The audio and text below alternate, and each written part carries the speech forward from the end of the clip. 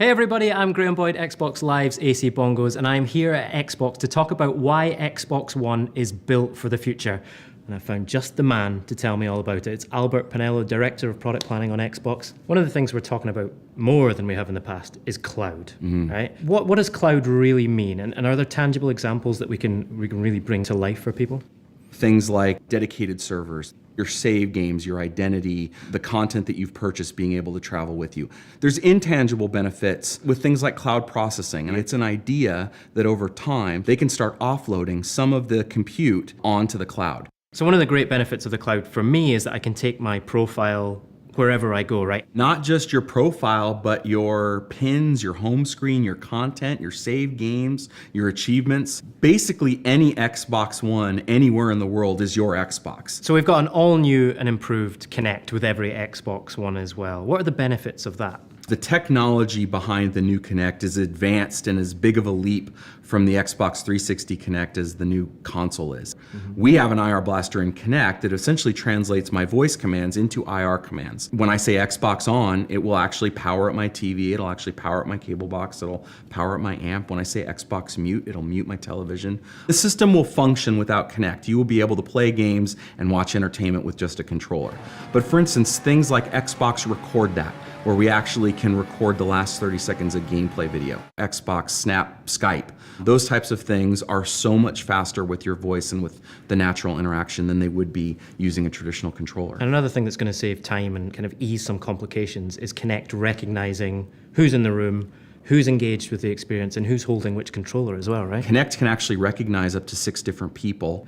And because we have an array microphone, we can actually zoom in on who's talking and just listen to those commands. And since it knows what controller you're holding, you don't have to worry about, am I player 1 or I'm player 2? We can switch controllers in the middle of the game and still be playing the same character. Kinect is really the thing that makes every Xbox your Xbox. So the features of Smart Glass that people are used to using on Xbox 360 are still there, but there's also a bunch of new stuff, right? There's really 3 things that we think about with Smart Glass. We think about discovery, the ability to look at content across the platform, pin it on the go, and then have it be available on my Xbox when I get home. Look at your game DVR clips, being able to check achievements. You can browse the entire catalog of games and entertainment on Xbox One on Smart Glass. There's also control. You can navigate the dash, you can navigate your Blu-ray movies. And then finally, the thing that a lot of gamers will use, which is the interaction between the games. And the 2 that really strike me as pushing the envelope of Smart Glass from a gaming perspective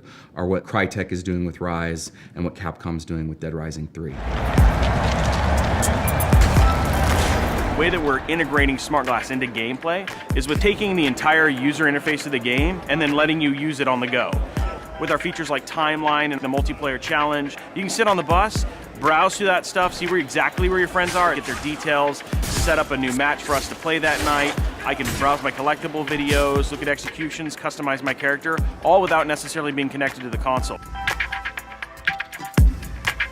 Being able to tap into Smart Glass has been a lot of fun for the team, but we're hardcore gamers and we want something that's going to be additive to the experience and not like intrusive or obstructive. When that evolved into, we should just make your phone a phone and you get calls. So you get like mission calls on your Smart Glass device. You'll actually hear a little voice in there and it has its own story and it has its own characters. And as you complete these missions, you get more out of the narrative, you get more out of the missions, you get more content to explore. Being built for the future is one of the principles that we had when we built the Xbox One platform. One of the things that we've done around our architecture is to have the game environment and the system environment be separate from each other. And we wanted to build a system that preserved the best of console gaming so that developers can write to the metal, they can continue to optimize, they can continue to build better looking games, better playing games over time, and also have this part of the system reserved for the future. It doesn't take away from games, it allows you to have things accessible instantly and running in the background. The way we've built the platform was specifically designed to think about a future state and being the most powerful platform to enable these types of new experiences.